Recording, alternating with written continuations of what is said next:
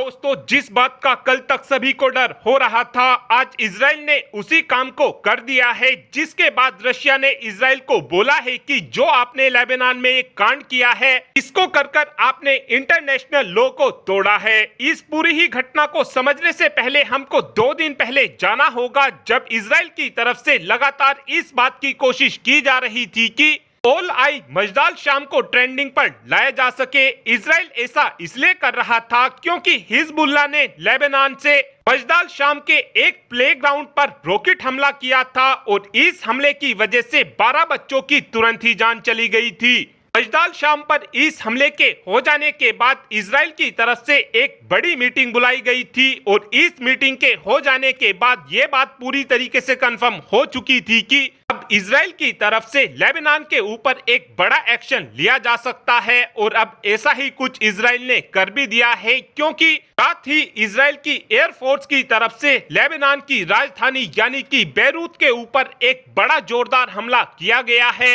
इस हमले के दौरान इजराइल ने एक बिल्डिंग को निशाना बनाया है। हालांकि जिस समय इजराइल लेबनान के ऊपर हमला करने की तैयारी कर रहा था, उस समय अमेरिका की तरफ से इजराइल को समझाया भी गया था कि आप लेबनान के अंदर ऐसा कुछ भी मत कर देना, क्योंकि अगर आपने ऐसा किया तो ईरान और रशिया हिजबुल्लाह की मदद करने के लिए मैदान में कूद पड़ेंगे।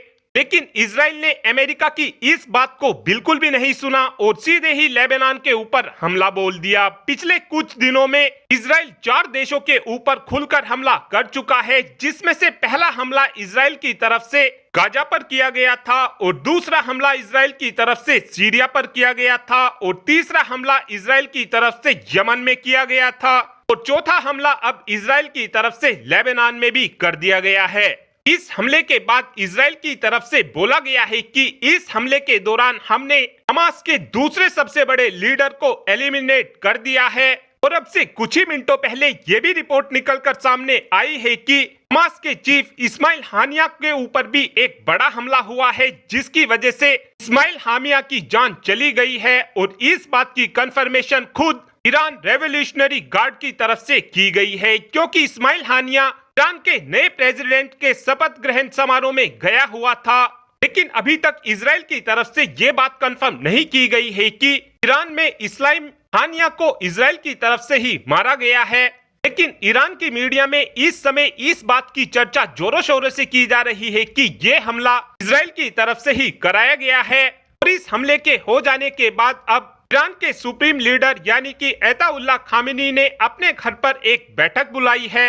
साथ में इजराइल की तरफ से जो लेबनान के अंदर हमला किया गया है, इस हमले को लेकर इजराइल का कहना है कि इस हमले में हमने पॉल शुकर को भी मारकर गिरा दिया है। पॉल शुकर वही व्यक्ति है जिसने 241 की संख्या में यूएस मरीन को 1983 में मार गिराया था। साथ में इजराइल का ये भी कहना है कि पॉल शुकर ने ही मजदाल शाम पर ये रॉकेट अटैक कराया था।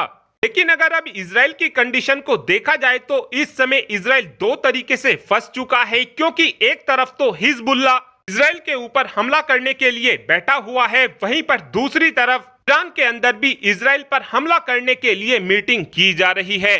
लेकिन अब ये देखना अहम होने वाला है कि इजराइल की तरफ से इन दोनों ही देशों को जवाब कैसे दिया जाएगा। और अगर इस युद्ध में ईरान की एंट्री होती है तो ये भी डेफिनेटली देखने को मिलेगा कि अमेरिका की भी एंट्री फिर इस युद्ध में जरूर होगी और धीरे धीरे ये युद्ध एक बड़े युद्ध में बदल जाएगा। इस समय देखा जाए तो पूरा ही मिडिल ईस्ट एक बारूद के ढेर पर बैठा हुआ है, जहां पर जरा भी चिंगारी एक बड़े युद्ध का रूप ले सकती है।